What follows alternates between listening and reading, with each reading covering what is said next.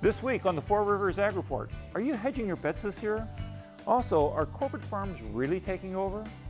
Oh, and happy Weights and Measurement Week. That and more on the Four Rivers Ag Report.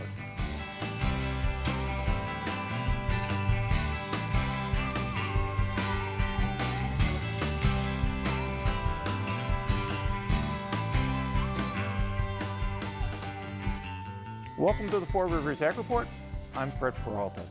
Well, the nation is still trying to figure out what sequester means. Apparently it means 10% less spraying. I hope everyone was careful out there and you and your bumpers are none the worse for wear. But try as it might, winter will have to go away. And with that, farmers will be planting sooner or later. And a critical part of many, if not most farmers' risk management tools is crop insurance. Next week, the USDA will be announcing the price guarantees for corn and soybeans, and then you guys will be talking to your agents. But I thought it might be a good time to find out what changes might be in place for crop insurance users and providers.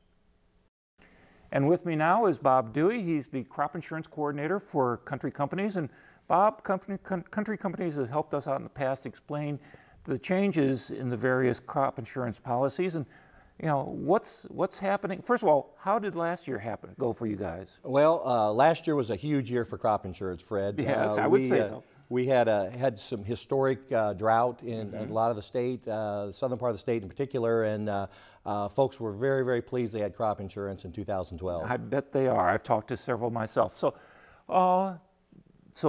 from this last year, you think everybody learned a lesson? What are the farmers talking about now about crop insurance? Well, I think what they're talking about is protecting their revenue. Last year, because we had such historic drought, that they didn't have the bushels to sell, Fred. So they're looking to protect those bushels and protect that revenue and basically protect their bottom line. So it's crop insurance is more than ever an important risk management tool for farmers in their marketing. Absolutely, especially with the Farm Bill and all the discussion with the Farm Bill and what's not happening is crop insurance is a huge part of the risk management protection that farmers have available today.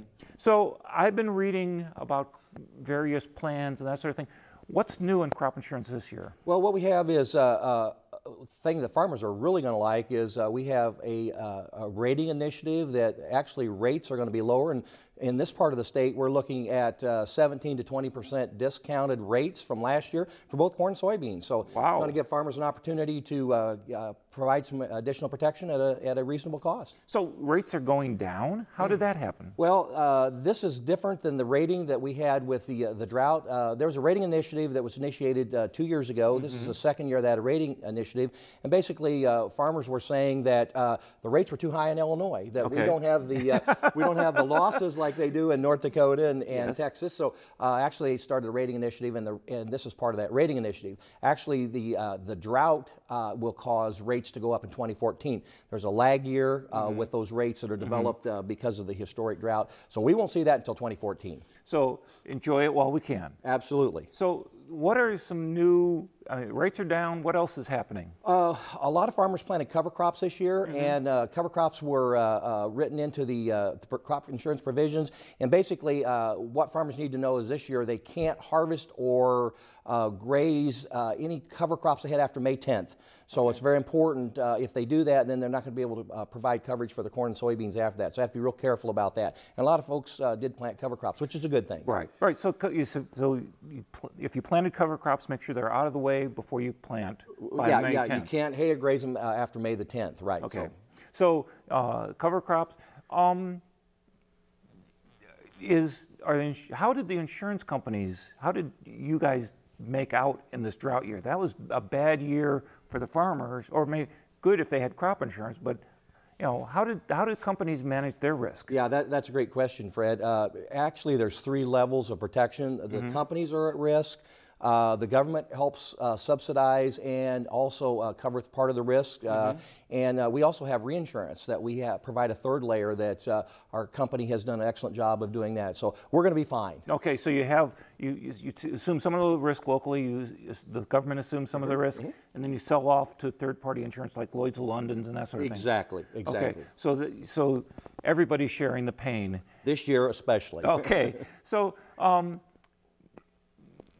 have they set the crop insurance rates for this year? Actually, they just have. We have established our corn prices and our soybean prices. Corn price this year about 3 cents lower, 5.65, and bean prices are about 32 cents higher than last year. So we're going to have some good guarantees, very comparable to last year.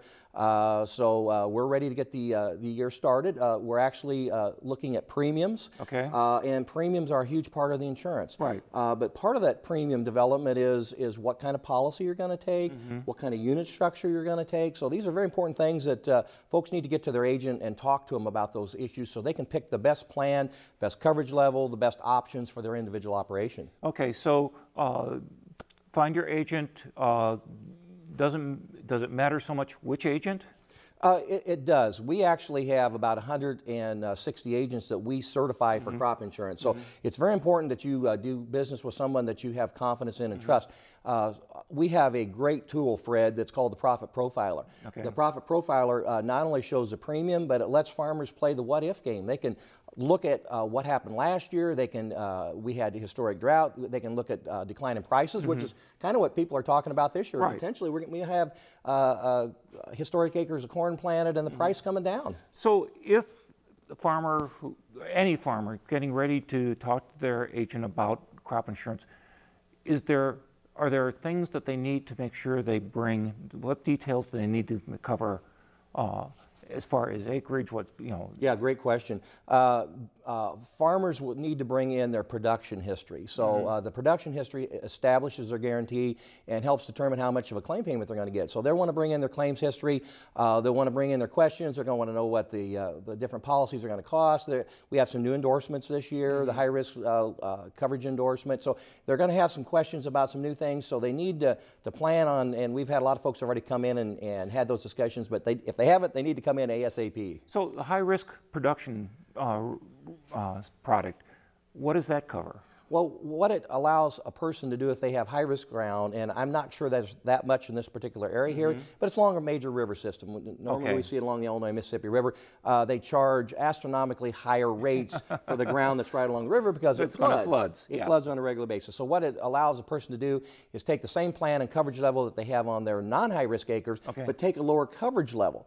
So what that allows them to do is they get all the bells and whistles off of their base policy with these high-risk acres and pay a lesser premium. So it's a really good thing. Okay, so the takeaway from all this is talk to your agent, bring your paperwork, and hope for rain.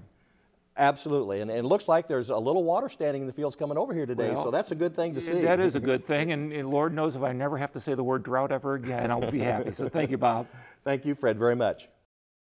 With me now is Gary Snicky, an agricultural economist of the University of Illinois, and Gary's written several articles about crop insurance and what farmers ought to think about. Gary, it's clear as mud to me. What do you think? Well, you know, I think that most farmers and landowners in this state will find that there's one product that's very good for them and a situation, and so start there and then talk yourself into something else. But the product that most people will find useful is the revenue protection, RP at a 75% and higher coverage level. I would suggest using enterprise units and taking the trend adjustment yield endorsement for that product. That product is sort of a Cadillac of products. It provides good protection and it has a harvest price in it. So most farmers will find it useful. Now, I think we might have lost you there briefly. What's the name of that product again? Revenue protection, RP, revenue protection. And again, this is the product with a guaranteed increase in it. So it's a guarantee will go up if harvest prices go up, which is what happened last year. And this is a product that many people got pretty good payments on. So what are some of the other options? You've written about something called GRIP-HR. Yeah. What's that? GRIP-HR. And GRIP-HR is another product. It's a county level product.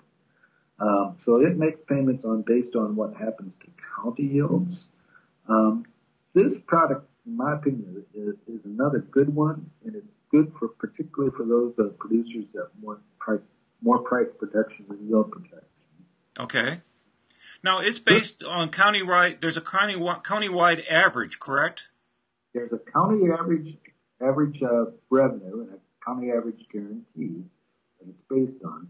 The county revenue is actually what National Agricultural Statistics Service, reports for yields. So they take that yield and the harvest price to come up with revenue. So those yields by NAS are released in February of each year, so you have to wait till March or April to get payments on it. Now, in your article about GRIP, you were talking about how the price for some counties for corn was pretty good. A lot of our counties, soybeans doesn't make sense. Is that true? Yeah, again, last year we saw some pretty big payments on GRIP. And those GRIP payments were large, but they did vary across the region. And just to give you a feel here, GRIP made a $1,171 payment in Ford County and a $655 payment in Champaign and a $417 in Piatt. So there's a pretty wide variation in payments. And that's just very what yields look like in those counties. So you said there is a third option for farmers to consider. What option is that?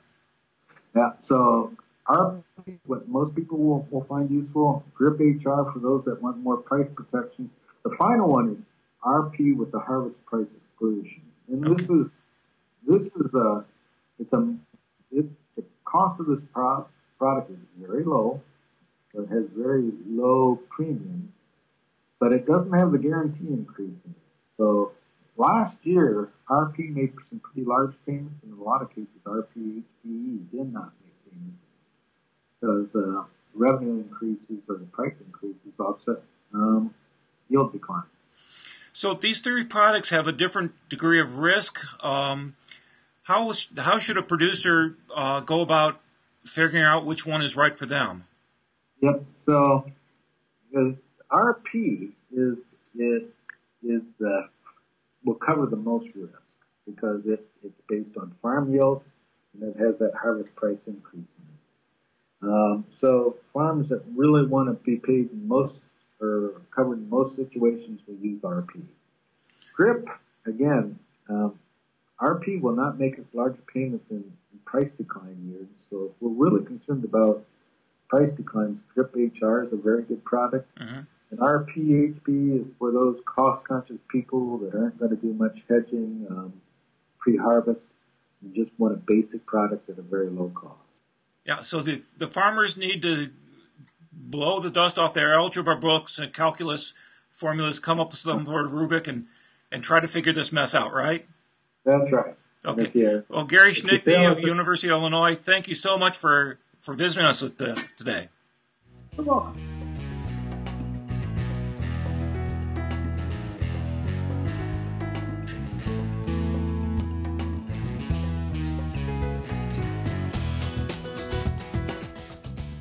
Here's Monica with some pretty weighty news. Monica? Thanks, Fred. I'm Monica Becker, and I hope everyone is having a great National Weights and Measures Week, because I know I did. Weights and Measures Week is the week to honor the Illinois Department of Agriculture employees who check the accuracy of weights and measures of commercial scales. Everything from deli scales to warehouses, packing plants, feed mills, gas stations, and even the grain elevators. So when you step on your bathroom scale, it's not your fault. The scale hasn't been checked, right? And with that as our theme, politicians are thinking of new ways of more accurately measuring the value of your farmland. A new bill submitted to the Illinois House would change the assessment process on farmland based on the quality of the soil. Representative Frank Maltino of Spring Valley introduced House Bill 2651, which would equalize assessed value by soil productivity. The productivity rates are based on specific soil suitability to produce a crop and on crop yields under average farm crop management. The changes this bill authorized were proposed by the Illinois Department of Revenue, and a farmland's value would change very gradually. So how do you measure a crop before it's even planted? You turn to the USDA. Recently, the USDA's chief economist made his projection on production and prices headed our way. Bob Ellison reports. And when we have seen some U.S. Department of Agriculture Chief Economist Joe Glauber told the annual Agricultural Outlook Forum held near Washington, D.C., that record production for some crops is a possibility this year. We're expecting record crops for corn and soybeans this year. Again, dramatic improvement, particularly for corn. Remember last year, between our May estimate, our May projections and what we ended up with at the end of the year, we lost 4 billion bushels. We're expecting to rebound on that, up about that amount this year. We've seen the Eastern Corn Belt look a lot better than what we saw just 4 or 5 months ago. As a percent of total area in drought, we've seen some improvement, 5 to 10% improvement over the last couple of months. But Glauber says with record production, there could be a significant fall in many commodity prices. We're projecting corn prices, season average prices, below $5. Again, a big drop certainly from where we are. Wheat prices to come down a bit as well. Soybeans down. Some improvement for rice and cotton, actually, and that's largely due to the domestic balance sheets that should tighten up a bit. Glauber did bring up the lingering drought, which he says his office will be watching very carefully for its effect on yields. However, I do think that at least the empirical data suggests a return to more normal yields as we move into spring. And with better rains and a return to more normal weather, we will hopefully get some higher yields. In Washington, D.C., for the U.S. Department of Agriculture, I'm Bob Ellison. Should help moderate prices. Should we measure this story by the depth of the river or the length of the sigh of relief? Just in time to get fertilizer upriver, the St. Louis district of the U.S. Army Corps of Engineers reports that they have completed the removal of rocks necessary to clear a key navigation channel in the Mississippi River. Low water levels were threatening to close the river to barge traffic around the Thebes and Grand Towers section of the river. Over 1,000 cubic yards of rock were removed, making the channel navigable to fully loaded barges again. The Corps reports that this channel will be beneficial for the future of commercial barge traffic, no matter what the water level is in the future. Now, in this case, it's easy to measure business success. Nothing runs like a Deere, especially their stock dividends. The Deere & Company Board of Directors approved an increase of the company's dividend to 51 cents per share of common stock.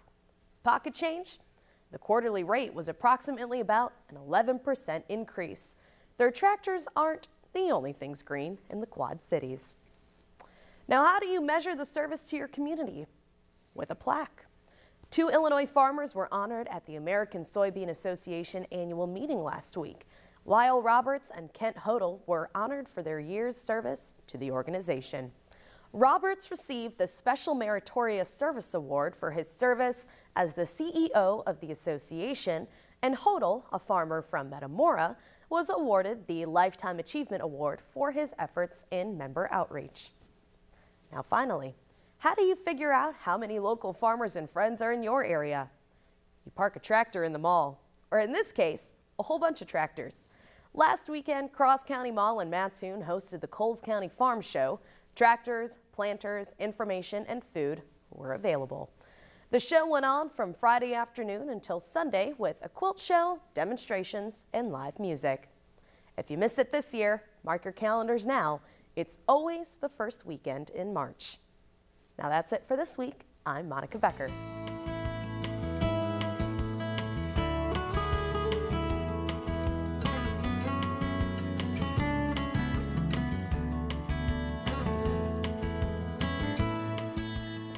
Well, we've all heard that corporate farming is taking over, but is that really the case? And if so, where is it happening? That's the topic that Chris and Cameron are taking on this week's On the Map. I'm Cameron Craig, and here with me is Chris Langan from the Geography Department. And so the big question is this week is, are family farms getting less? Yeah, actually all farms are disappearing, and that's been the trend surprisingly since about the late 1920s, early 1930s. A lot of people tend to forget that farming is a business, And just like any other business, the big get bigger and the smaller tend to get weeded out. So. Right, so then we're talking businesses then. Yeah, businesses, yeah. Comparing family farms with what a lot of people consider to be kind of the bad farms, or that being the corporate farms. Right. Which, you know, you see images like this on the countryside, big elevators, you know, you see machinery that looks like it can't possibly be owned. Corporate farm. Exactly, you think corporate farm. And in fact, they are corporate farms. But corporate farms that are simply large family farms that have incorporated themselves mostly for tax purposes. Okay. As you can see here, you know, from 1978, the year I was born, up until recently, the percentage of family farms compared to other farms in the United States really hasn't changed much. It's always hovered right around 87, 88%. Okay. So, I mean, family farms really aren't going anywhere. That's very interesting, and scale is an issue as well. Yeah, just like anything else, I mentioned businesses before. Within the discipline of geography, scale is a big issue. Scale with respect to production, how much land is being used, etc. So, you know, you look at a picture like this. This is my family's threshing rig from back in the early 1900s. It took a dozen people to harvest a few hundred acres. Compare that to today's modern machinery, where one or two farmers can harvest thousands of acres. Okay, very interesting. And your family farm is located? In southwestern Minnesota. Okay. Yeah, very similar countryside to what it is When here. we had a farm, it was 5-branch establishment. We had 5 different small farms. Oh, yeah, yeah. And we incorporated as well. Yes, yes, yeah. Very common practice today, again, because simply, you know, farmers are making, in some cases, millions of dollars. So we're looking at ways in which they can help save themselves some money. Okay, I see. And so here in Coles County? Yeah, here in Coles County is more or less representative of the whole country. You know, in 1978, about 85% of all farms were family farms. Very small percentage, less than 1% were actually corporate farms. Okay. What were corporate farms were indeed just big family farms. All right. And that really hasn't changed today much. Okay, and the statistics on that for the percentage of corporate versus family farms? Corporate versus family farms, you can see about 2.2 million farms in the U.S. Of that, about 4% are corporate farms. But of that 4%, almost 90% of those corporate farms are actually owned by families. Okay. So the big bad corporate farm, the agribusiness type of farm that a lot of people think of, really aren't out there in great numbers. Okay. And really that's what the map here shows. If you look at the top here, this is the corporate non-family corporate farms. Very few of them. But if you look at the bottom map there, you know, it's mostly looking at the same trends as what we see in just where you find farms in general in the United States. Okay, very interesting. So the family farm is still around? It's still around. It's just gotten a lot bigger over the years. All right. Well, thank you, Chris. Thank you.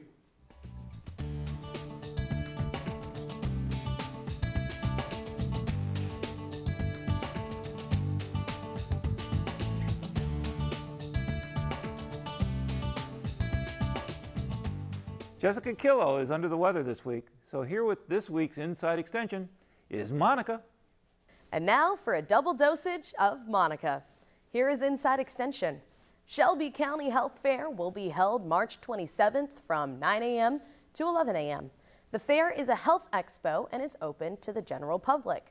The health fair will be held at the Shelby Christian Church in Shelbyville. We are now offering online learning modules. Some of the modules include corn residue and foliar disease, 8 simple rules for crop scouting, soils and flooding, and many more.